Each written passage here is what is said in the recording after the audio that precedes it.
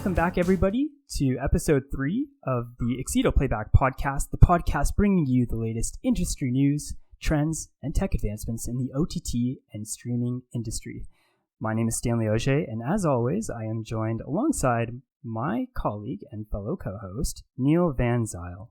Listen, I'm really excited to dive into some of the topics, some of the guests that we have today. Before we even get into that, though, how are you doing? I'm doing well, thank you. It's a little cooler here in the Toronto area, thankfully, after the super hot start to the summer. So I'm grateful. We needed some rain, so it's really good to see. As Stanley said, we have some very exciting guests and topics tonight. We have Lucy joining us from Germany and Jose joining us in Sweden. Lucy, do you want to give yourself a little bit of an introduction? Yes, of course. Thank you for inviting us to this podcast. It's actually my first time being on a podcast, so I'm a little bit nervous. So hi, everyone. I'm Lucy Trang Nguyen. I was actually part of the iCandyLab acquisition. So I was the first employee of iCandyLab, and now I'm part of the Accedo team, and I'm very happy to be here. And my role at Accedo now is Business Development Director for Emerging Technologies. So, Lucy, before we get into things too much further, can you talk a little bit about iCandyLab and what the purpose was with the acquisition made by Accedo? Yeah, so I think it all started with both companies having the same vision for XR and media. So iCandyLab started with the vision of augmenting every video experience or media experience with a layer of augmented reality experiences for the users to interact with contextual information, right? And who would know that a long time ago at a bigger company like Accedo, there was like a champion within the company like Jose who was pushing for the same vision. And after so many years working in parallel, I think it was just time to, join the forces, working together on the vision and having the big scale of Accedo and the powerful place Accedo is in to really scale that idea and make that vision a reality. And Jose, do you want to give yourself a little introduction and maybe a bit about the Extend solution? Yeah, so my name is Jose Somolinos. I'm based out of the Stockholm headquarters of Accedo. I started 9 years ago in the Hong Kong office, where I also started my long wandering in the desert of XR for 9 years, been pushing for XR, sometimes by myself, sometimes with teams. And now I'm happy to have Lucy side by side, pushing for this, trying to make it possible. And then, talking about the augmented reality and virtual reality solution that we have created, which we call Extend. This is a proposition that we are launching based on all these 9 years of experience, right? During this year, we have created a number of demos, internal concepts, and customer deployments. And all of that combined with my own experience of working on the products department, on the design team. And we have combined all of that into this solution that hopefully will meet the requirements of most of the requirements that the customers will have to start in XR. Imagine 9 years of working on XR. Just before we get into some of the topic areas, I have to ask about that, Jose. Talk to me about what that looked like 9 years ago versus where we are. Oof. I remember the first demo I did. It was 3 weeks after arriving to Accedo in the Hong Kong office. There was a management meeting where all the CEO and the higher management was invited. And then me together with another developer that left the company a long time ago, we created a demo that it was on a cardboard device. It was plastic, but it was the cardboard style. With a phone there, we created a Game of Thrones experience where we put a 360 picture that I found on the internet with some PNGs of some of the characters and then a basic navigation of the content. And the cool thing is that back in the days, I had one of these devices that is called Leap Motion that allows you to see your hands and use hand controls to see your hands. So we attached that with tape to the front of the cardboard Then, so you were able to see your hands in front of the headset and have the possibility, like to imagine how it will be to interact with hands with the headset. That was 9 years ago, right? And we have videos of that. Michael Lance, the CEO of the company, having, moving his hand in front of the headset and, thinking that this is really cool, but I don't know how long it's going to take. I mean, I was thinking, oh, don't worry. Next year, Apple is going to release a headset, right? This next year became like a mantra that I repeat all over these years until this year, finally, it is reality. It is true. I love it. I love, like, this mantra was part of iCane in a pitch all the time. Like, every year since, like, when we founded in 2017, we're like, to all of the investors and customers, Apple is going to come out with a device next year. Apple's going to come out next year. So, yeah, it's finally reality. Wow. And now Jose is like, I told you so. Like, no, but really, I think I'm gonna put this image, this video that I created, during this demo. You will see how similar it is to the video that you see from Apple. Okay, this is the founder, everybody, of XR in the room today. No, wow, what an pioneer. absolute. No, there were many people before us, of course, right? But when the cardboard, we took the way for the cardboard, and that was kind of an eye-opening for everyone in the industry, saying that with just being very creative with the technology that we have, we were able to create new ways of navigation, new ways of interacting with content, right? And this is what it kept me all these 9 years attached to it, because I saw the potential, and I'm happy that now people with the new Apple Vision Pro, they are able to see in the same way, with the same eyes, what I saw 9 years ago. That's an incredible story, and thanks for sharing that journey with us, Jose. It's been a long time coming, and here we are. We get to talk about it today. I'm excited about it. I know Neil is. So with that being said, let's get underway here. I'm actually going to direct this towards Lucy. Lucy, I gave a quick read of your article that you actually posted, which is AVP and its impacts on the media industry. Very good read, by the way. If you haven't read it already, it's under the insights and news sections on the Accedo website. Anyways, I want to start like really high level here, right? Because this is really new stuff. I guess just at a really high level, just talk to me about what Apple Vision Pro is and its stake in Accedo and some of the things that you're thinking about. Lucy, I just want to hear your perspective, and I'm sure this has been a long time coming for you as well. Yes, it's a very open question, right? So maybe I just give you my take on what this new device on the market will do for all of us. So, as Jose already pointed out earlier, we were all really waiting for Apple to come out with a device, right? We didn't know whether it's going to be an AR device, a VR device, or so-called MR device. But we knew they were working on something. And the reason we were all waiting for it is because we know once Apple comes out with something, then they would have put a lot of thought into this, right? And because, everyone in that industry is already believing that XR is becoming the new platform, right? But going into the stage of a new platform is a lot of work, a lot of effort in defining a new way of interacting with that platform, right? Or a new way of monetizing or building experiences, valuable user experiences on that kind of platform. So probably we were all waiting because we knew Apple would do a very good job in launching a device, and they did. So, and the interesting thing is if you really pay attention on the wording, they were never mentioning the word like XR or like metaverse, right? Like all of these words that are right now open in the market and everybody's talking, sometimes with a little bit of a negative notion to it. They never mentioned that. The only thing that Tim mentioned in the beginning was maybe like, yeah, he believes that AR is going to be like very important in the future, right? So they really used the term like spatial computing. And this is something that I think is really helpful to the mass market, to the general public to actually understand, okay, what were we all talking about when we actually were talking about metaverse and immersive experiences, right? It's like a new it's a new platform, and this new platform is spatial computing. And the special thing about this is now people understand that spatial computing means the new user interface is your three-dimensional space, right?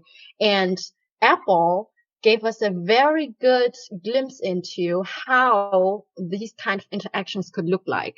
And I think the most important thing for the general public is to actually see value in that and understand the advantages of spatial computing. And the advantage of Apple is they have an existing ecosystem, right?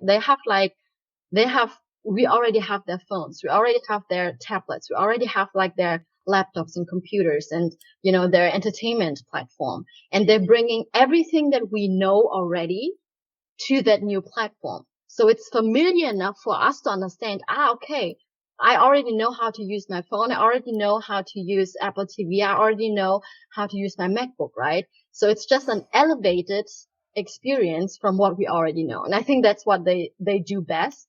And they gave us that new, standards in maybe UI and UX design, where the entire industry is just looking at that and saying, okay, we've been waiting for that. We can learn from that, and maybe we could enhance that or, adapt it to our use. I think the most important thing is really for the general public to understand what it actually means, spatial computing. Actually, that's a great final point there, and I want to bounce this back to Jose. Do you want to elaborate a little bit more on what spatial computing is and what makes it up? I know Lucy gave a great overview, but let's get into it a little bit more, if you don't mind. Yeah, that's a difficult one because Lucy just said almost everything what is spatial computing. I can comment as well a little bit on beginning on what Lucy said about being very familiar with the platform, right? So one of the main differences compared with other headsets is not only the hardware that is slightly better or much better, no? That's something that ultimately hardware provider OEMs are going to converge into the same thing in the same way that Android and iOS devices are very, very similar. Maybe at the beginning iPhone had a very big advantage, but Android providers created a new way to catch up with iPhone, and then they share the same type of capabilities right now. But the key thing here is that when I connect my Meta, when I connect my Android glasses, when I connect my Lenovo and Pico, everything is empty. I need to build up that personality. I need to build up my own taste, download apps one by one. I need to create all this ecosystem of apps that Apple right now, if I can confess that I don't have a Apple Vision Pro yet, unfortunately, but I'm sure that if I connect there with my iCloud, everything will be there as I find it familiar. And that's one of the things that it is very important. Meta tried to do the same linking with Facebook, but of course that backfired very badly. They're trying to do the same, linking your friends and stuff, but it's not the same. There's not the same trust level that is bringing Meta to the platform than iOS. So when we talk about, because Jose, you've been in the industry for 9 years, when we talk about other headsets that have been used previously, is really that the big difference then? Is the familiarity when we're talking about, maybe not so much the hardware, but how that's presented sort of to the day-to-day consumer, if you will? Yeah. It's one of these cases that Apple has created the same product but redefined it, adding this little extra touch, and we did that with phones, like with the smartwatch, with tablets, everything, also even the TV, the Apple TV. Is that this little extra push of technology quality, the hardware quality and the UI and the service very polished that makes it completely a new product category. But that doesn't mean that Apple is going to stay like that, right? It will be really unfair to say that Apple has created something entirely new. If you look at LinkedIn right now, if you combine all the posts that hardware providers are sharing about, like, you see this, like a navigation model that we did it before. You see how they put videos like that. We did it before, and we can talk all over again. There are a few things that are, or very, very, very, very few things that are completely new, because most of them, they were being researched by Meta, by other providers, by Snapdragon and stuff, right? So the difference that they are making that visible for for the masses, and they are making it desirable. That's the difference. Before, it was a geek game. It was something that people were related with, just video gamers and geeky people, and completely useless because they try a video on a cardboard device 5 years ago of a skiing slope that make them dizzy, and they thought, oh, this is gonna fail, right? But in the same way that people saw the first iPhone with the drink my beer app, or light the lighter, and they were thinking, why in a billion years I will have a smartphone, right? And look at us now, right? So Apple is bringing that familiarity, and is gonna be for sure the one bringing the content. And that's the second part that we can talk about a billion years about that, but content is going to be the main trigger for people to want to try that. If you don't have the right amount, so the right quality of content and something that relates to you, you're never going to want to put the headset for more than 5 minutes. But if you have me, for example, as a Formula One fan, if I get the possibility to have a pit wall view with all the different cameras, all the different metadata attached to it, maybe even able to jump to different positions of the circuit, then definitely I will pay for that, and I will spend 2 hours there. That's kind of what Apple can bring. Let's tap into the, I guess, media component of that a little bit more. How does the Apple headset vary from previous headsets when it comes to things like just even TV watching experiences or social viewing experiences? Lucy, do you want to comment on that?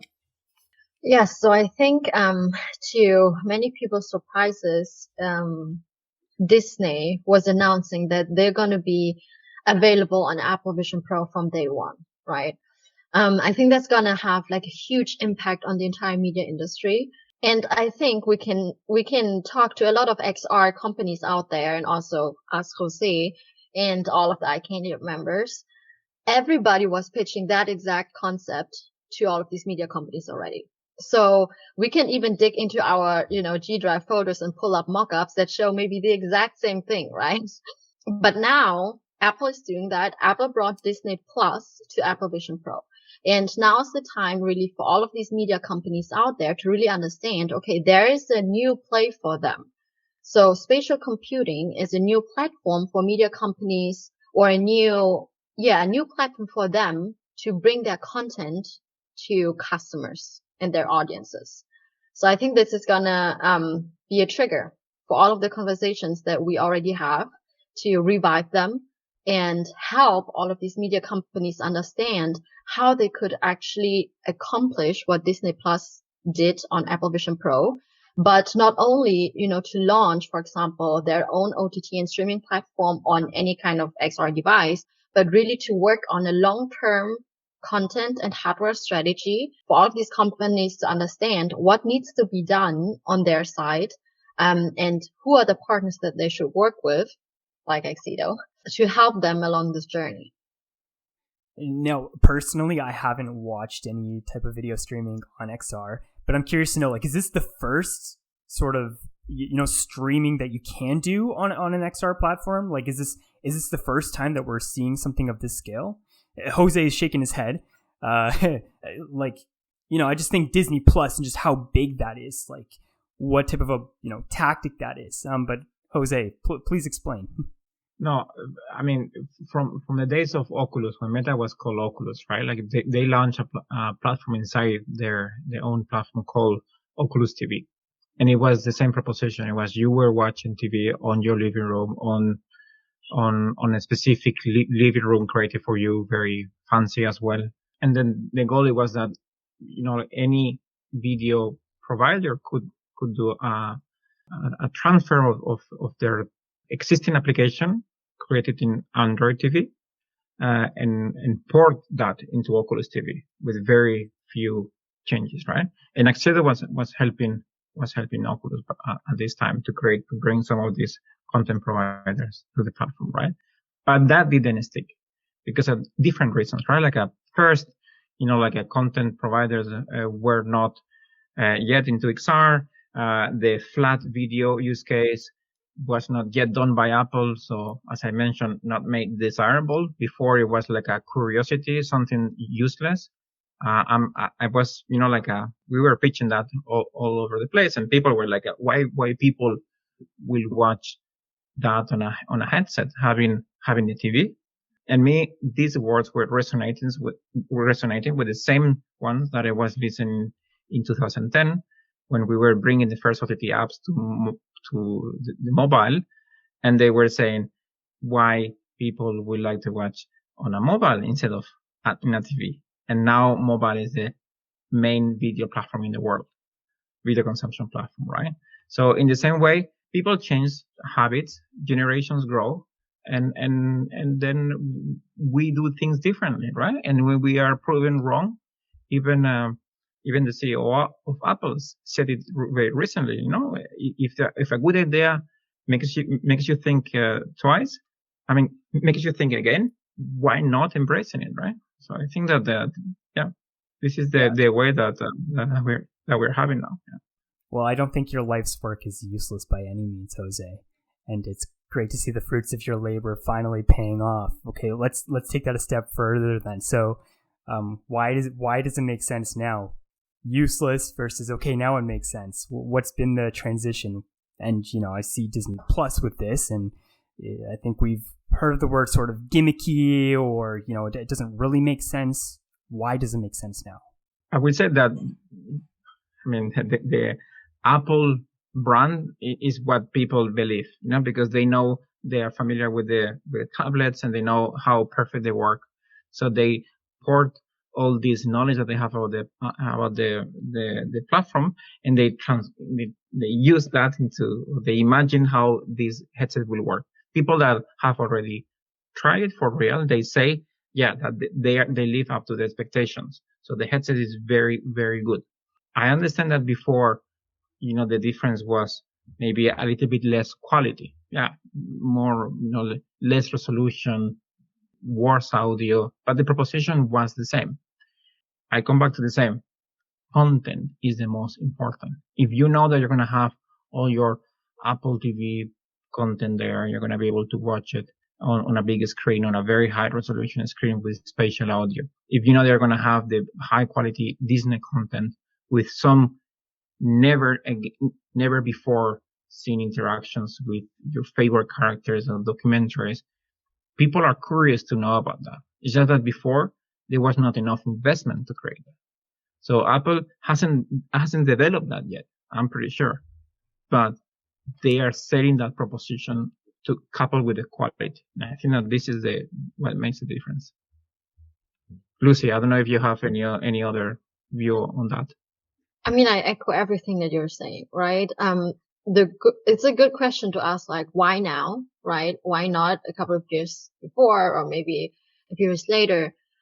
We believe now is really the time for every business to think about their XR strategy, because XR is coming, and to stay relevant for your customers, at least you have to, maybe you don't start implementing something yet, but you have to understand what spatial computing means and what kind of benefits it could bring to your own business, right? And especially when we are here in this media entertainment business, and now again, seeing Disney Plus making the first step into this, all of these, entertainment or immersive entertainment, experiences and ideas, everything that you're seeing, that short clip of, Disney Plus on Apple Vision Pro, right?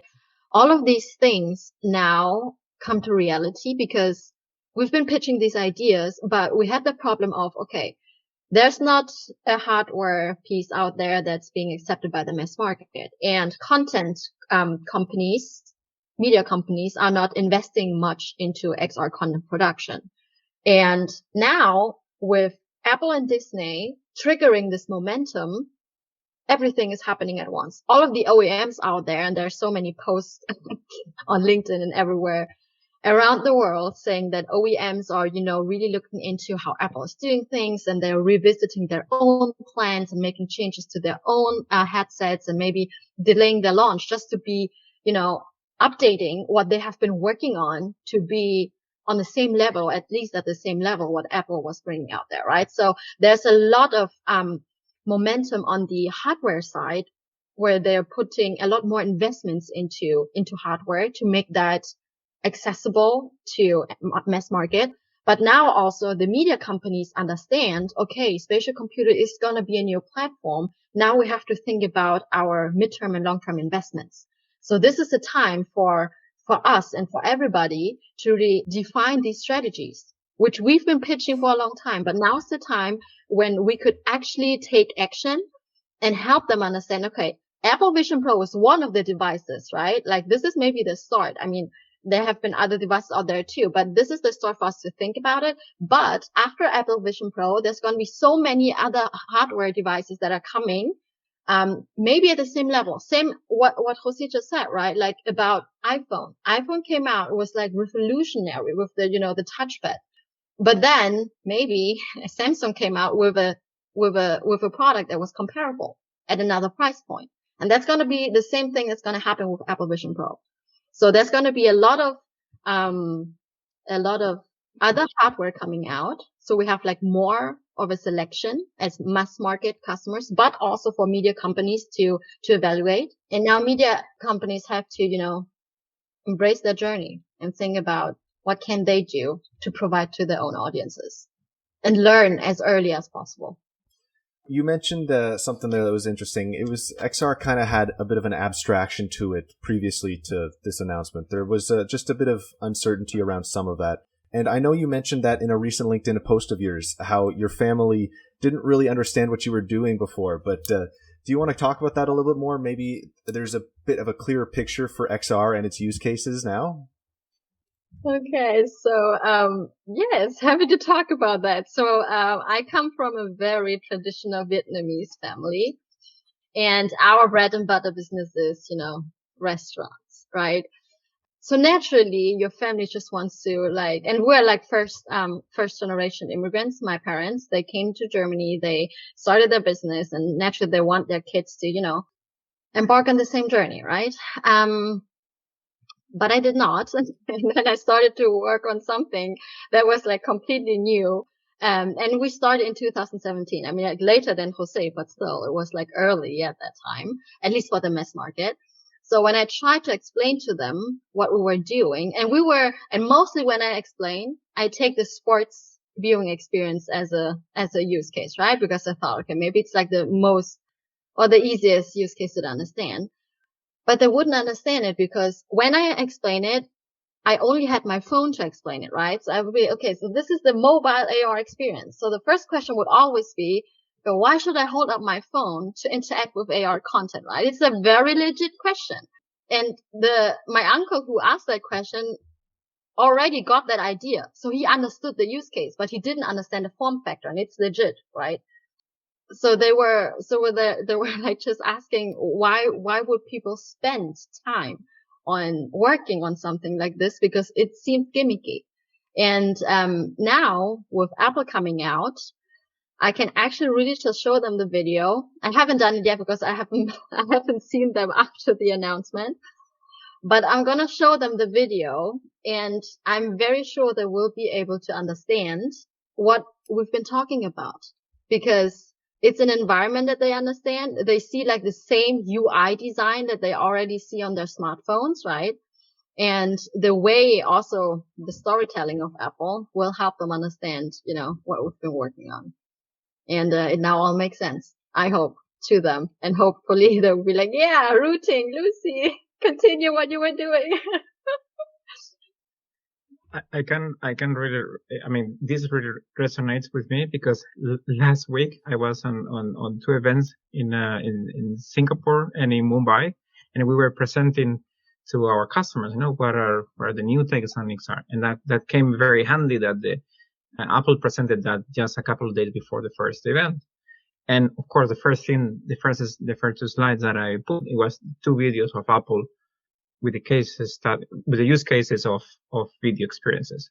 And for me, these 2 minutes were worth before like 20 minutes of explanations about why XR is so cool. And now with just 2 minutes of video, my job is very easy, right? It's like, okay, where do we sign the contracts? That's awesome. I mean, it sounds like the first domino has fallen, right? Let's talk about what that means going forward in terms of video streaming. So, I mean, I've got a whole bunch of questions I can ask from this, but what do we think other video providers are going to do, and what type of experiences that they weren't getting on traditional video platforms, what are they getting now? What can they look forward to? Video experiences, until now, when they were hearing about XR, they were thinking that was like a new screen. They were thinking, I'm doing my Roku app, I'm doing my Fire TV, my web, iOS. Why not XR? But then when you were sharing with them the numbers of the devices that were available on their market, they were really reluctant to invest, because we were talking to product owners, and they were thinking in terms of eyes in the content, right? They were like, I need as many eyes as possible, because this is going to drive subscription. This is going to drive engagement. And at this moment on time, and probably in still many months to come, this is not going to get mass market yet.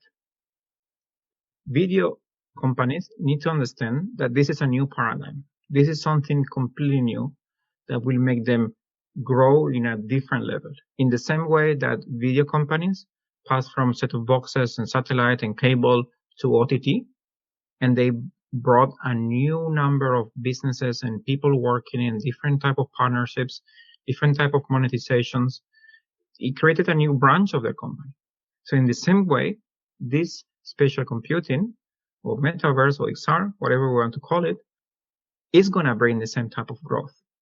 And especially if we are talking to operators. Operators are traditionally in between everyone, in between people.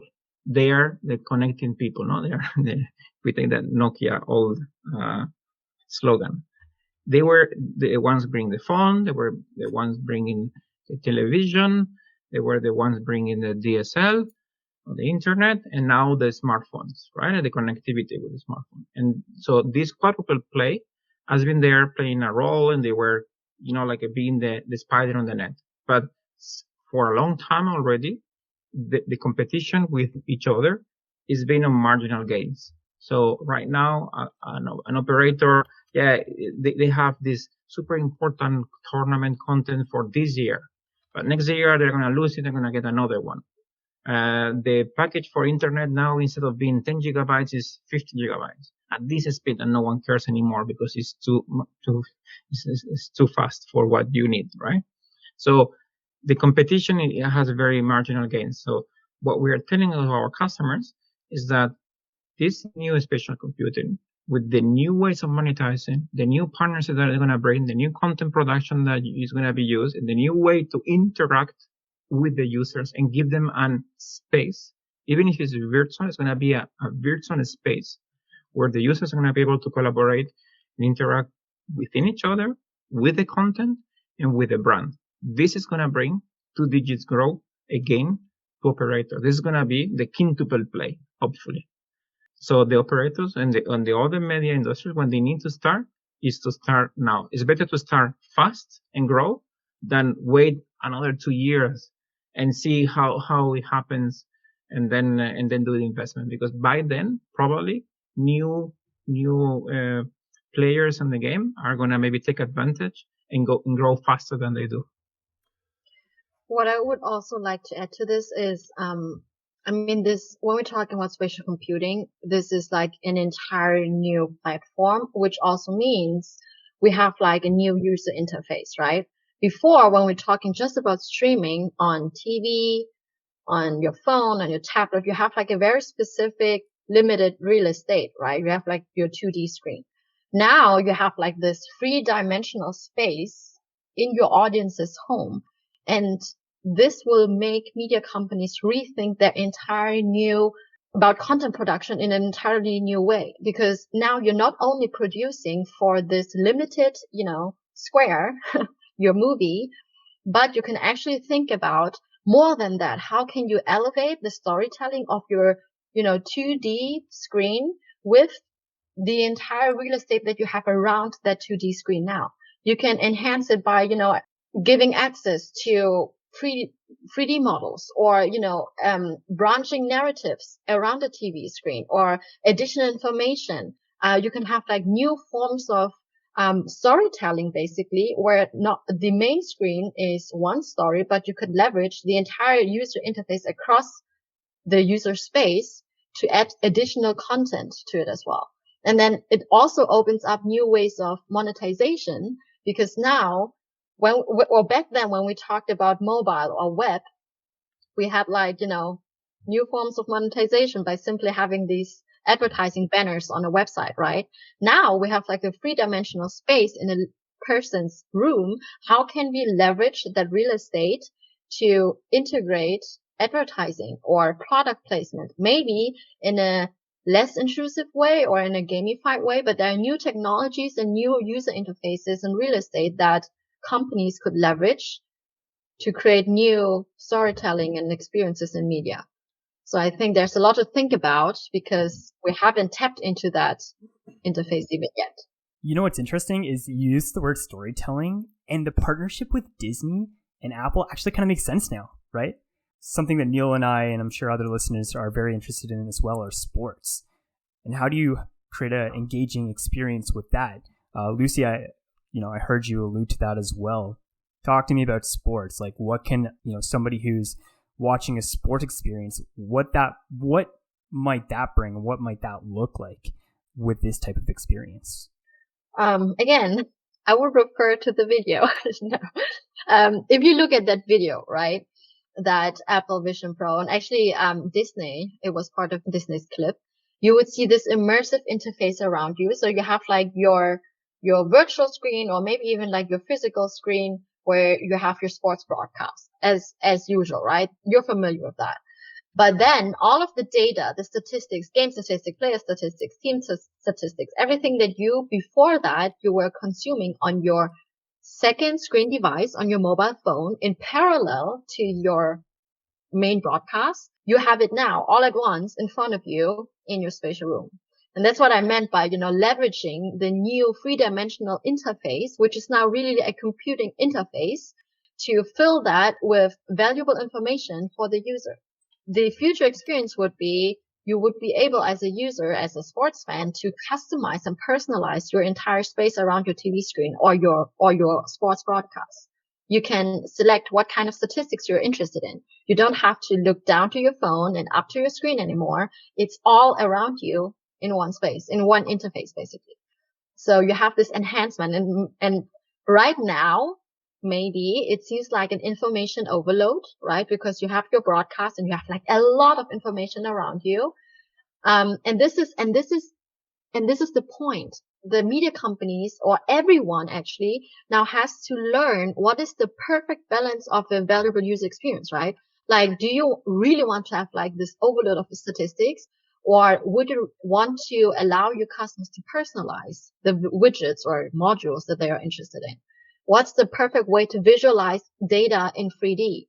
All of these things we have to start learning now, because otherwise, it's a natural evolution. We're going to get to that part. You know what's funny is my one friend, he's found a solution to this, and that is buy more TVs and have them in his man cave. So I can just think about some of the cost savings that he would have if he had one of these sorts of devices anyways. Yeah, I would like to complement what Lucy said. And now I'm going to put the hat of the old UX designer that I've been, that started working on print and then moved to webmaster, if you remember this type of naming, and then to mobile and everything. And it's always the same type of transition, right? Like, we take what we know and we push it into the new platform, right? For the web, it was like taking the newspapers and just copy paste there. And then we start realizing that new patterns emerge, and, like a cleaner ways to navigate and stuff. If you compare a website from early 2000s to one now, is like a nothing alike, right? The same way happened with the touch screen. At the beginning, it was like the same websites. And then because we have all this space on the screen, we were adding more and more stuff and multiple buttons, multiple features and swipes left and right and different layers of interaction, right? Until we realized that vertical scrolling was working very well. And then the more simple the experience, the better, right? And right now we're living this new transition that is even more complex because it's not only interactive, but it's also a new different dimension. At the beginning, we're going to see the same patterns that we have right now. And I'm really happy to see that Apple use this approach of having like the same flat UIs that we're having right now on the iPads and phones. Not only because this is going to be more familiar for the people that are going to use that, and they're going to be used to the interfaces. They're going to be intuitive from day one. Also, it's going to be easier to create for designers, but this is going to be a transition period, and it's going to last. We're going to all learn how the interactions is going to be in from here, from 5-10 years, and probably, hopefully, it will look completely different to what we look now. One of the things that I've been working in the innovation department for a number of years as well, right? Here at Accedo. We have been trying to see what's next, what's going to be the ultimate user experience, right? One of the things that now with the AI trend is coming as well is the voice UX. Why do we need to have navigation if you can direct what you want directly, and have a conversation with someone?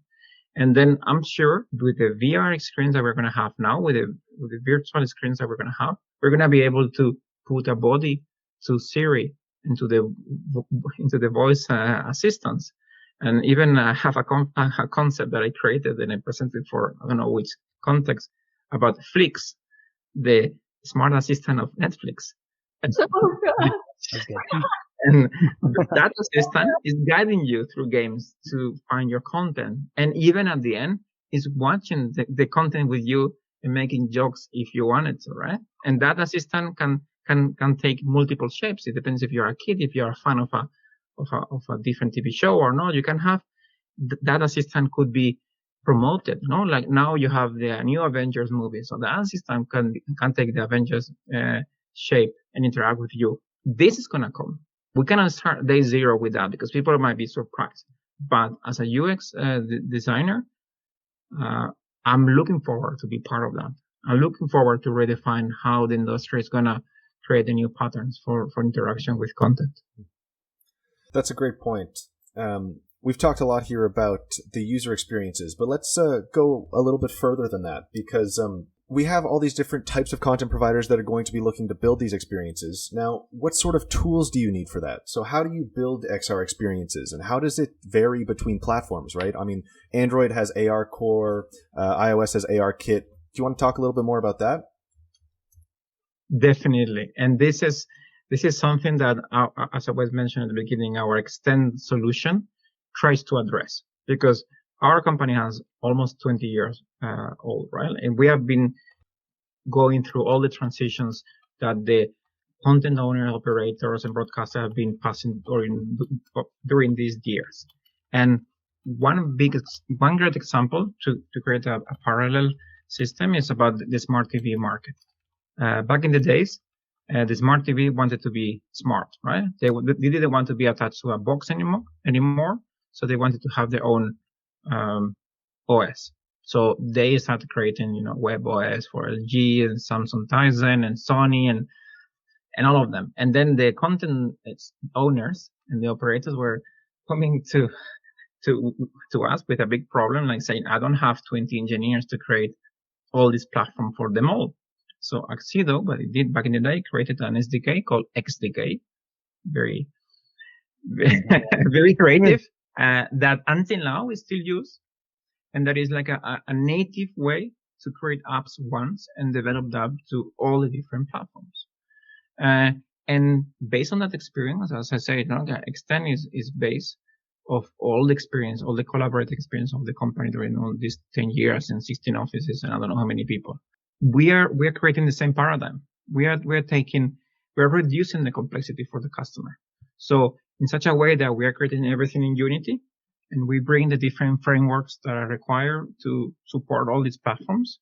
As you say, for iOS and Android, you will need Core AR and AR Kit. You will need OpenXR. You will need the native platforms. For example, for the Snapdragon Qualcomm chipsets, you will need the Spaces SDK, and so on, right?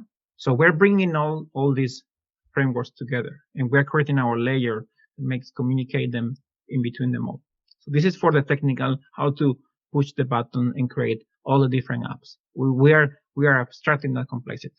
After the second part that you mentioned, the content, how to start. I understand I can feel very daunting saying, oh wow, I need to invest a lot of money to produce VR content, to produce 3D models. But exactly our proposition extend, what it helps is to start with what the customer already has. In this case, they have a website, they have already an application. It could be Android TV, it could be web, that we can very easily port into XR. Very easily. So there is no upfront long investment, 9 months of development. We can really bring it in. And then we can add different add-ons that, once again, they don't need big investment. It could be as simple as a web view. It could be as a simple metadata integration for sports that they already have. It could be they have multi-camera streams. They have auto-generated highlights that are created on the spot, and they have the API to access those. We can bring them in very, very easily. And then the customer just needs to publish that on the name, and then the users will have something that we believe that is better than the current experience on TV, right? And this is a good way to start. Then once they have tested the waters and they understand, oh wow, this has a great potential, then we can start creating more advanced 3D engagement experiences together with sponsors, for example. We can create like a more futuristic navigation ways, or even if the content owner wants to test, they can do 3D or VR video productions and then bring this new, like immersive layer of video content into the platform. But this is not necessary. This is a second stage. First stage is try it with what you have today. And this is what I think that our proposition extend is very valuable. This is why recently at NAB, this proposition won an award for the IABM awards. And we are really proud about that, because I think it resonates very well. To start in XR, you don't need a huge investment. You can start now if you want. Incredible. Thank you very much, Jose. I want to be a little mindful of your time here. I know it's late for you too, so I'm just going to ask you one more question to both of you. What are you guys going to do this weekend? You've been flying nonstop for a couple weeks. I'm sure you're exhausted. Are you just going to sleep the whole time? Me? So, I'm definitely going to have a glass of wine, and I'm not going to start at a weekend. I'm going to start tonight. And then, I have friends coming over. We're going to barbecue. It's been a really long time since we barbecued in my garden. I'm going to have a great time. And I'm doing pottery. Handcrafting is still important, guys. Even virtual worlds are important. You still have to do something with your hands. Wine and pottery, that's a pretty good combination. Yeah. Awesome. That sounds very good. Here in Stockholm, we have very nice weather, so I'm going to probably go with my wife on the lake and just refresh, because I came back from India this Monday, and next Friday I'm flying again to Australia and New Zealand. So wow. This is going to be my weekend to have some rest. Well, like you guys have both mentioned, it sounds like there's a lot of traveling going on. And with that being said, I just want to say thank you one final time for taking the time to join us on the Playback podcast today. I'm sure you're both busy. Like I said, the domino has fallen. I'm sure that looking in the future, things aren't going to be slowing down. Jose, the 9 years are finally going to pay off here. Not that they hadn't before. But congratulations, on that end, on sticking through it. And Lucy, I know that there's lots of travels taking place on your end. Thank you again so much. Any closing remarks or anything else that our listeners should know? Thank you for having us. We'd be happy to jump on another podcast very soon when there's another major announcement coming up, and maybe there's an announcement from our side too. So it was really exciting to be on this episode. Thank you, guys. Yeah, same here. It was really a pleasure. Looking forward for the next one. We'll be attaching some of Jose and Lucy's most recent blog posts to the episode, so if you guys want to read a little bit more, please check that out. Also, feel free to follow them on LinkedIn. They're great follows. They have very great insights. Thank you once again to both Lucy and Jose for joining us on today's episode. If you have any ideas for future episodes, or if you just want to reach out to say hello, send us an email at playback.podcast@accedo.tv, or you can reach out to us directly on LinkedIn. Until the next episode, have a great rest of your week, and thanks for listening.